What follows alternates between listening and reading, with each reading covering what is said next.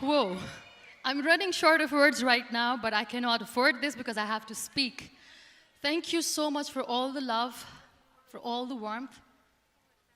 Thank you for accepting me. Thank you very much.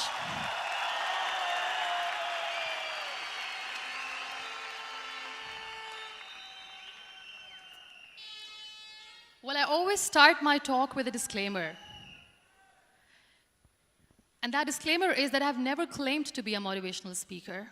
Yes, I do speak, but I feel more like a storyteller because wherever I go, I share a story with everyone.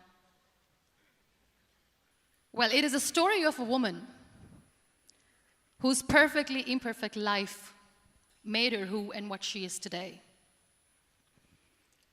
It's the story of a woman who, in pursuit of her dreams and aspirations, made other people realize that if you think that your life is hard and you're giving up on that because you think your life is unfair, think again. Because when you think that way, you are being unfair to your own self. It's the story of a woman who made people realize that sometimes problems are not too big. We are too small because we cannot handle them.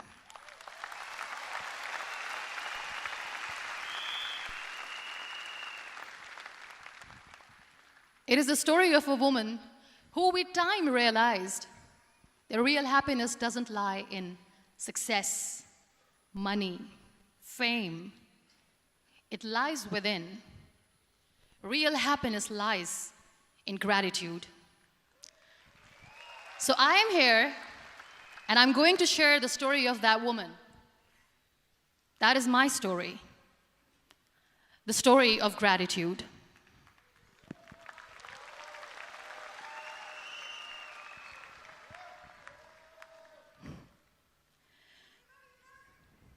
I love you too. I love you all. I believe in the power of words. Many people speak before they think. But I know the value of words. The words can make you, break you, they can heal your soul, they can damage you forever. So I always try to use the positive words in my life wherever I go. They call it adversity, I call it opportunity. They call it weakness, I call it strength. They call me disabled, I call myself differently abled. They see my disability. They see my disability, I see my ability. There are some incidents that happen in your life, and those incidents are so strong that they change your DNA. Those incidents or accidents are so strong that they break you physically. They deform your body, but they transform your soul.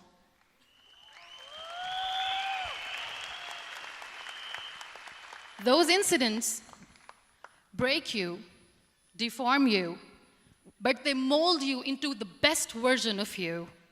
And the same thing happened to me. And I'm going to share what exactly happened to me. I was 18 years old when I got married. And this thing I'm sharing for the very first time on an international level. I was 18 years old when I got married. I belonged to a very conservative family, a Baloch family, where good daughters never say no to their parents. My father wanted me to get married. And all I said was, if that makes you happy, I'll say yes. And of course, it was never a happy marriage. Just about after 2 years of getting married, about 9 years ago, I met a car accident. Somehow my husband fell asleep and the car fell in the ditch.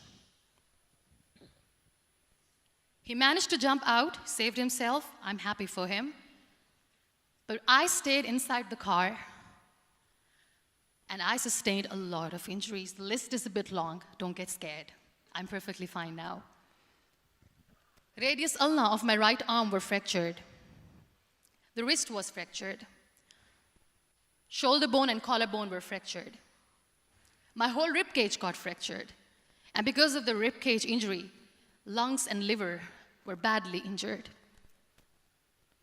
I couldn't breathe. I lost urinary bowel control. That's why I have to wear the bag wherever I go. But that injury that changed me and my life completely as a person and my perception towards living my life was the spine injury. 3 vertebrae of my backbone were completely crushed, and I got paralyzed for the rest of my life.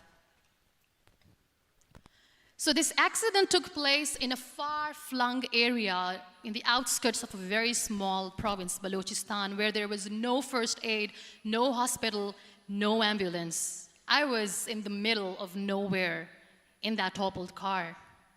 Many people came to rescue. They gave me CPR. They dragged me out of the car. And while they were dragging me out, I got the complete transection of my spinal cord. And now there was this debate going on. Should we keep it here? She's going to die. Where should we go? There is no ambulance. There was this 4-wheeler Jeep standing in the corner of the street. They said, put her in the back of the Jeep and take her to the hospital, which is 3 hours away from this place. And I still remember that bumpy ride. I was all broken. They threw me at the back of the Jeep and they rushed me to the hospital. That is where I realized that my half body was fractured and half was paralyzed.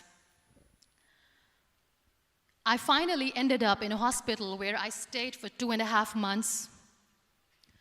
I underwent multiple surgeries. Doctors have put a lot of titanium in my arm. There's a lot of titanium at my back to fix my back. That's why people in Pakistan call me the Iron Lady of Pakistan.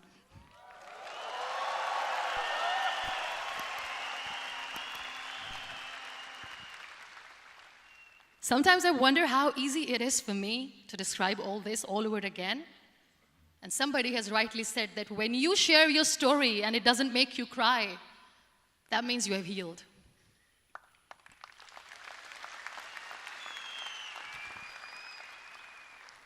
Those 2.5 months in the hospital were dreadful. I will not make up stories just to inspire you. I was at the verge of despair. One day, doctor came to me and he said, well, I heard that you wanted to be an artist, but you ended up being a housewife. I have a bad news for you. You won't be able to paint again because your wrist and your arm are so deformed, you won't be able to hold a pen again. And I stayed quiet. Next day, doctor came to me and said, your spine injury is so bad, you won't be able to walk again.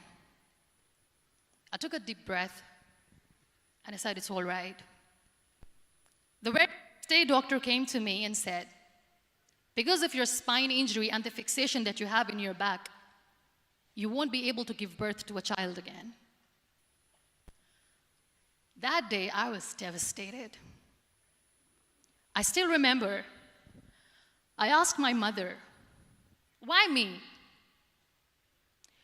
And that is where I started to question my existence. Why am I even alive? What's the point of living?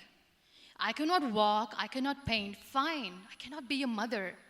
And we have this thing in our heads, being women, that we are incomplete without having children. I am going to be an incomplete woman for the rest of my life. What's the point? People are scared. They think I will get divorced. What is going to happen to me? Why me? Why am I alive? We all try to chase this tunnel. We all do this because we see light in the end of the tunnel, which keeps us going. My dear friends, in my situation, there was a tunnel that I had to roll on, but there was no light. And that is where I realized that the words have the power to heal the soul. My mother said to me, this too shall pass. God has a greater plan for you.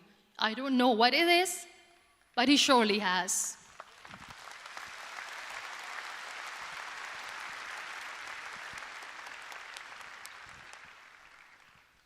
And in all that distress and grief, somehow or the other, those words were so magical that they kept me going. I was trying to put that smile on my face all the time, was hiding. It was so hard to hide the pain, which was there. But all I knew was that if I will give up, my mother and my brothers will give up too. I cannot see them crying with me. So what kept me going was, one day I asked my brothers, I know I have a deformed hand, but I'm tired of looking at these white walls in the hospital and wearing these white scrubs. I'm getting tired of this. I want to add more colors to my life. I want to do something. Bring me some colors. Bring me some small canvas. I want to paint. So the very first painting I made was on my deathbed, where I painted for the very first time. It was not just an art piece or just my passion. It was my therapy. What an amazing therapy it was. Without uttering a single word, I could paint my heart out. I could share my story. People used to come and say, what lovely painting, so much color. Nobody could see the grief in it. Only I could. So that's how I spent 2.5 months in my hospital, crying, never complaining or whining, but painting. And then I was discharged, and I went back home. And I went back home, and I realized that I have developed a lot of pressure ulcers on my back and on my hip bone. I was unable to sit. There were a lot of infections in my body, a lot of allergies. So doctors wanted me to lie down on the bed straight for not 6 months, for not 1 year, for 2 years. I was bedridden, confined in that one room, looking outside the window, listening to the birds chirping, and thinking maybe there will be a time when we'll be going out with the family and enjoying the nature. That was the time where I realized how lucky people are, but they don't realize. That is the time where I realized that the day I'm going to sit, I'm going to share this pain with everyone to make them realize how blessed they are, and they don't even consider them lucky. There are always turning points in your life. There was a rebirth day that I celebrated. After 2 years and 2.5 months, when I was able to sit on a wheelchair, that was the day when I had the rebirth.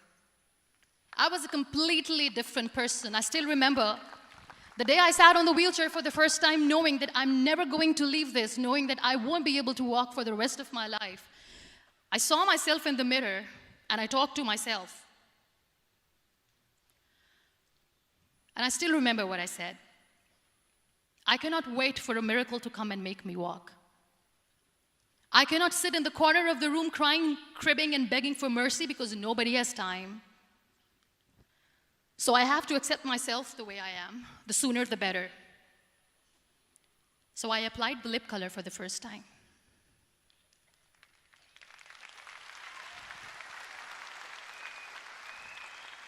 And I erased it. And I cried. And I said, what am I doing? A person on a wheelchair should not do this. What will people say? Clean it up. Put it again.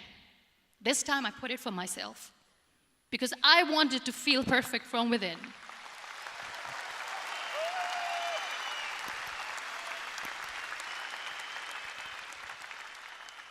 And that day I decided that I'm going to live life for myself.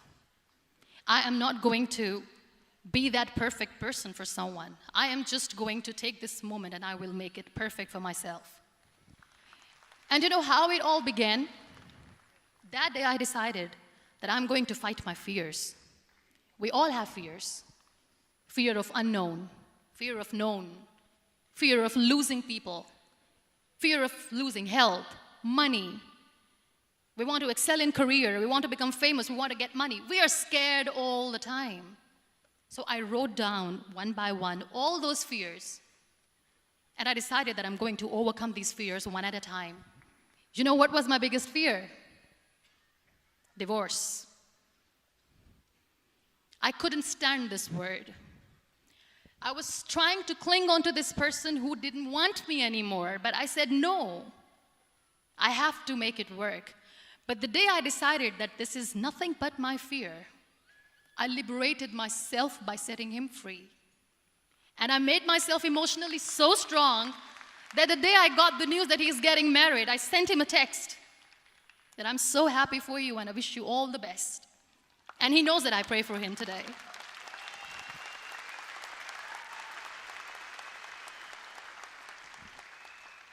My biggest fear, number 2, was I won't be able to be a mother again. And that was quite devastating for me. But then I realized there are so many children in the world, all they want is acceptance. So there is no point of crying, just go and adopt one. And that's what I did.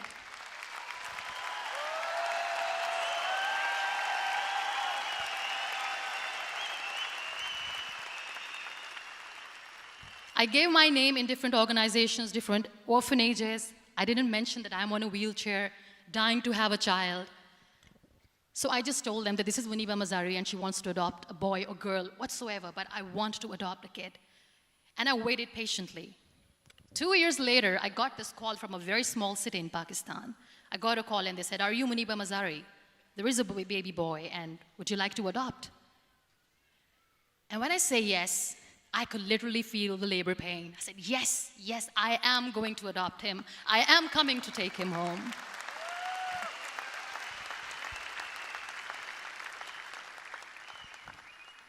And when I reached there, the man was sitting and he was looking at me from head to toe.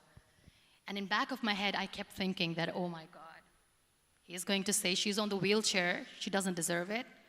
How is she going to take care of him? And I looked at him and I said, "Do not judge me because I'm on the wheelchair." But you know what he said? He said, "I know you will be the best mother of this child. You both are lucky to have each other."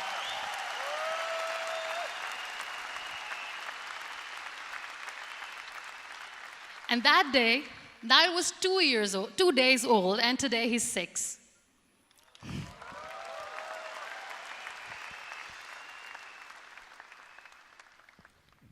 You'll be surprised to know another bigger fear that I had in me. It was facing people. I used to hide myself from people. When I was on bed for 2 years, I used to keep the door closed. I used to pretend that I'm not going to meet anyone, tell them that I'm sleeping. You know why? Because I couldn't stand that sympathy that they had for me. They used to treat me like a patient. When I used to smile, they used to look at me and say that, "You're smiling, are you okay?" I was tired of this question being asked, "Are you sick?" Well, a lady yesterday at the airport asked me, "Are you sick?" And I said, "Well, besides the spinal cord injury, I'm fine, I guess."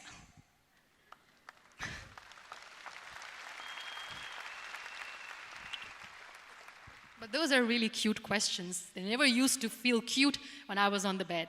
So I used to hide myself from people, knowing that, oh my God, I'm not going to see that sympathy in their eyes. It's all right. And today I'm here speaking to all these amazing people because I have overcome the fear.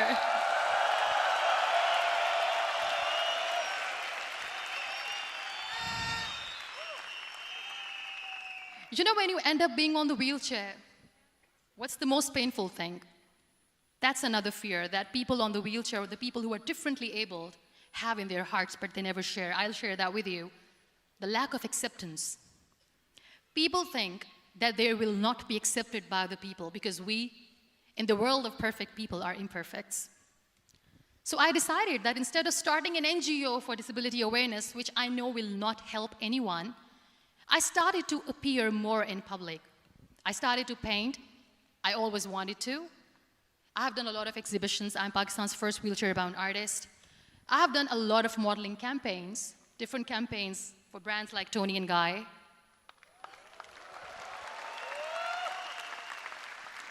I have done some really funny, breaking the barriers kind of modeling.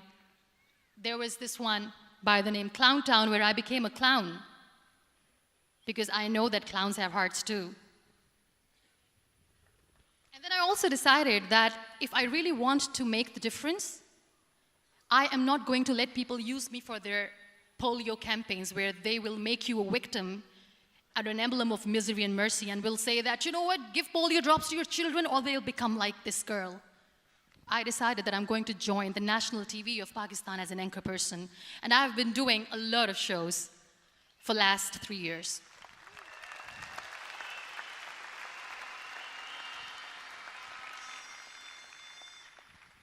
So when you accept yourself the way you are, the world recognizes you. It all starts from within. Thank you. I became the National Goodwill Ambassador for UN Women Pakistan, and now I speak for the rights of women, children. We talk about inclusion, diversity, gender equality, which is a must. I was featured in BBC 100 Women for 2015. I'm one of the Forbes 30 under 30 for 2016. And it all didn't happen alone.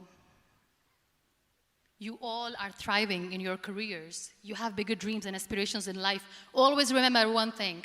On the road to success, there is always we, not me. Do not think that you alone can achieve things. No. There is always another person who is standing behind you, maybe not coming on the forefront, but behind you, praying for you and supporting you. Never lose that person. Never.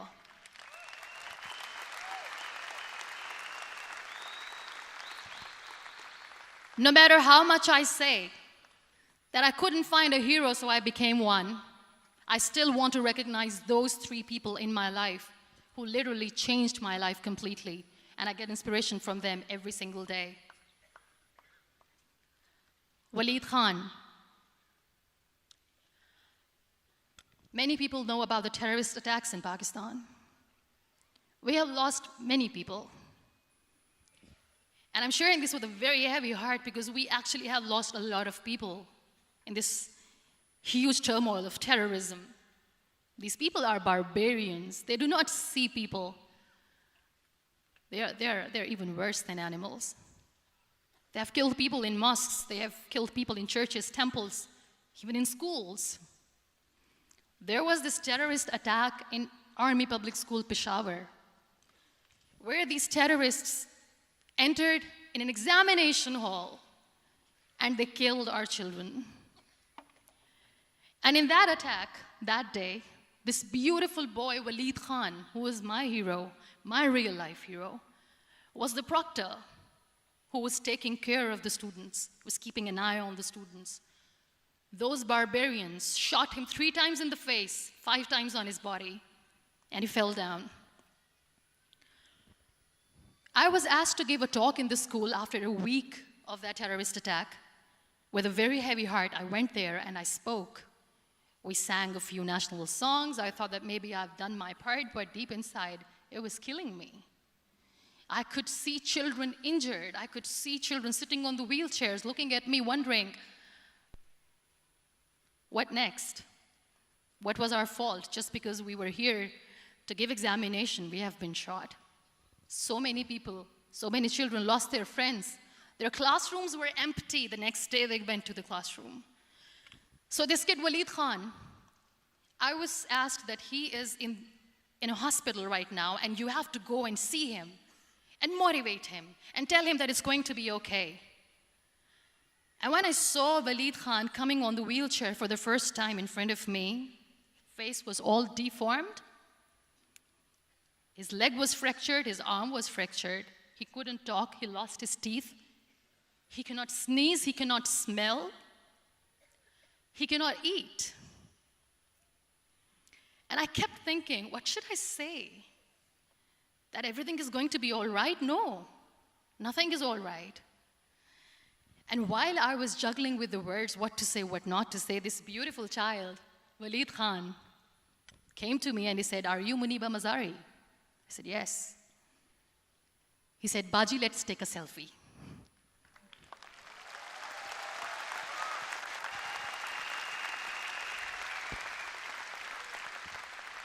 And with that beautiful, toothless smile of Waleed Khan, we took that beautiful selfie that I still have with me. I don't share that here because he was in a very bad shape that time. And that is where I realized that when I was thinking too much about his deformities, he's happy with himself. He doesn't even care. Because today he goes in the same school, and when somebody asks him that what happened to your face, why so many scars, you know what he says? "These scars are my medals and I wear them with pride."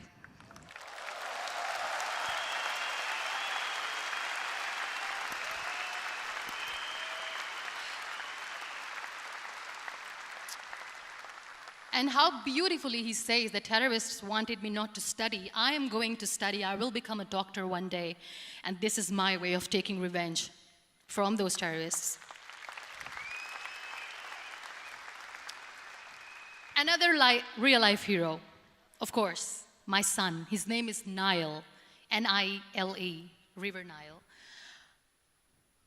I learned so much from this kid. The first and foremost thing is patience. How to be patient when you know that your mother cannot walk, when you know that your mother is different from the other women, when you know that your mother cannot go out and play with you, how to stay calm. He loves football. And when we got the very first football, he was 4 years old. He was super excited. I still remember he came in the room and he said, "Mom, let's play football." And he kept the ball in my feet. And he said, "Let's kick it." And that day I felt disabled. I said, "I cannot kick the ball." And I was down with the same face. He looked at me and he said, "Well, that's all right. Your legs are not working, but your hands do. Let's play catch the ball."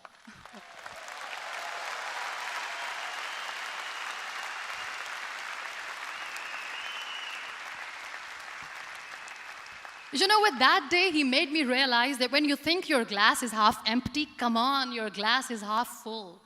It's all in here and here. Last but not least, the woman who made me realize that heroes have no gender. The woman who believed in me even when I was completely at the verge of despair, where everybody left, she was there. And every time I looked at her, without saying anything, she used to look at me and said, "This too shall pass.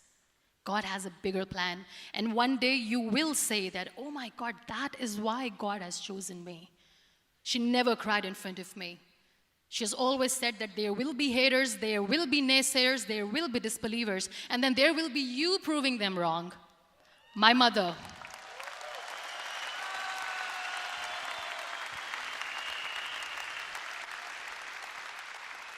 Whatever I am today, I'm nothing without her. I'm nothing without her. Thank you, Mama. I wish you were here. Thank you for making me who I am today.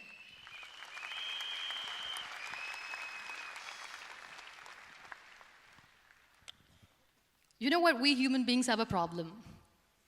Out of many problems, there is one more, and this is a self-created one. We always expect ease from life. We have this amazing fantasy about life. This is how things should work. This is my plan. It should go as per my plan. If that doesn't happen, we give up. So my dear friends, let me tell you one thing. I never wanted to be on the wheelchair. Never thought of being on the wheelchair. I was always aspiring to do bigger things, but had no idea that for that I have to pay the price to be where I am today. It's a very heavy price. This life is a test and a trial, and tests are trials are never supposed to be easy. So when you are expecting ease from life, and life gives you lemons, then you make the lemonade, and then do not blame life for that, because you were expecting ease from a trial. Trials make you a stronger, better person. Life is a trial, and with time you realize that.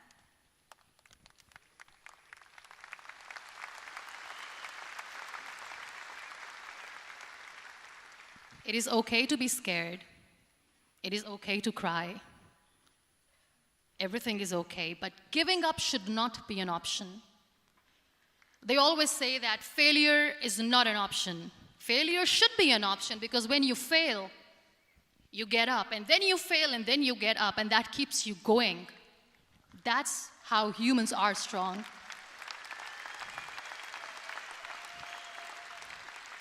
Failure is an option, should be an option, but giving up is not. Never. We have this thing in minds. We call it perfection. We want everything perfect. We want ourselves to be perfect. There is this image in our head about everything. Perfect life, perfect relationships, perfect career, perfect amount of money that we need to earn no matter what. Nothing is perfect in this world. We all are perfectly imperfect, and that is perfectly all right. That's all right. We were sent here not to become the perfect people. Those people who tell you how to look perfect, even those people are imperfect. Trying to fight this fear of looking imperfect. I used to be perfect. I still remember. I got this compliment years ago when I used to walk. Oh my God, look at you. You're fair, you're tall, you're perfect. Look at me now. You're still perfect. Only the perfect eyes can see that. Only the perfect eyes will see that. Only the perfect eyes will see that. So yes, in all those imperfections, you have to listen to your heart. You don't have to look good for people. You don't have to be perfect just because other people want you to be perfect.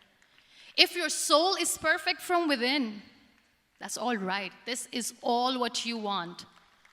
This is all what you need to be. Our society has made very weird kind of norms to look perfect and great. For men, it's different. For women, it's different. We think too much about what people say. We listen to ourselves too little. You know what makes you perfect? When you make someone smile. You know what makes you perfect? When you try to do something good for the people around you. You know what makes you perfect? When you feel someone's pain. And how beautiful pain is that it connects you with people. No other medium can connect you with others but pain. That's why I always say that I'm in pain, and that's a blessing in disguise for me. Today, just because I'm in pain and I'm on the wheelchair, I work for children. Being the head of CSR for a company, we conduct medical camps in far-flung areas of Pakistan where so many kids die because they don't have medical facilities. And I personally believe just because they cannot afford to live doesn't mean we'll let them die. So we give them money, we give them medical treatment, we try to heal their wounds, physical and emotional. And I also work for the beautiful people, we call them third gender, the transgender community of Pakistan. You know what connects me with them? All my imperfections. When I go and I hug them, they never judge me. And this very good friend of mine, her name is Bijli. Bijli means electricity. She calls herself electricity. And I said, are you electricity? She says, no, I'm lightning. I'm as strong as lightning. Because we have very bad power outage, so she doesn't want me to call her electricity. So she says, I am very strong. I'm thunder, I'm lightning. She came to me, and the first time I hugged her, she said, you are just like me. And I said, yes, I am like you. Because to people, we are so imperfect. So how beautiful these imperfections are, that because of these imperfections, you can connect with people. Then why are we all running after being perfect? What's the point?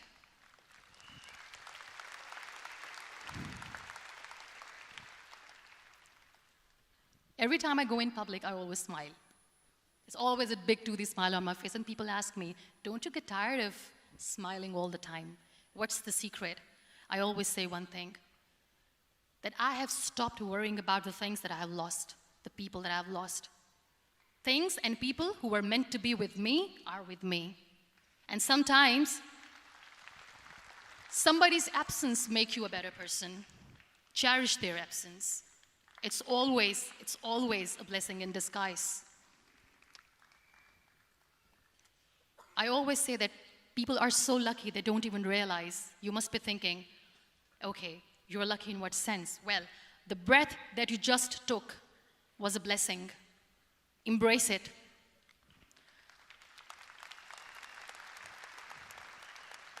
There are so many people in the world who are dreaming to live a life that you are living right now. You have no idea. Embrace each and every breath that you are taking. Celebrate your life. Live it. Don't die before your death. We all die.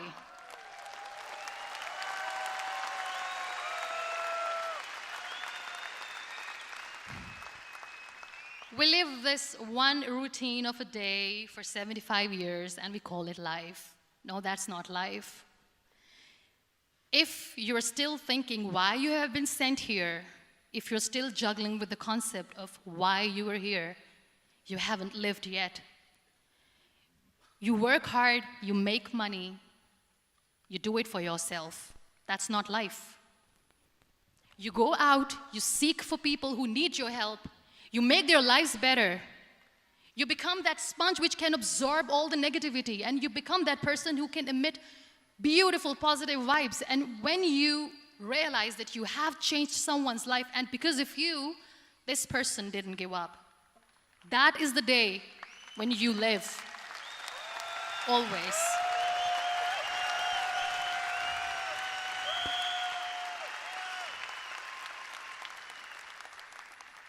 We were talking about gratitude, why I smile all the time. I cry all night when nobody sees me, because I'm a human and I have to keep the balance. And I smile all day because I know that if I will smile, I can make people smile. That keeps me going.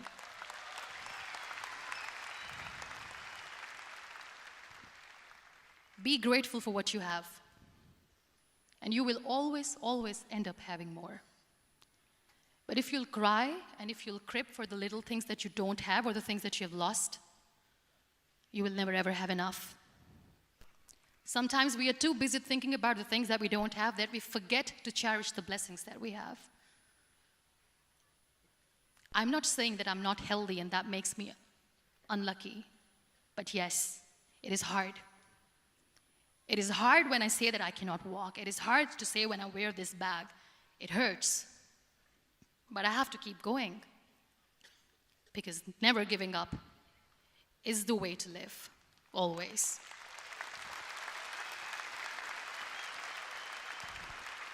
So I'll end my talk on a very short note. Live your life fully. Accept yourself the way you are.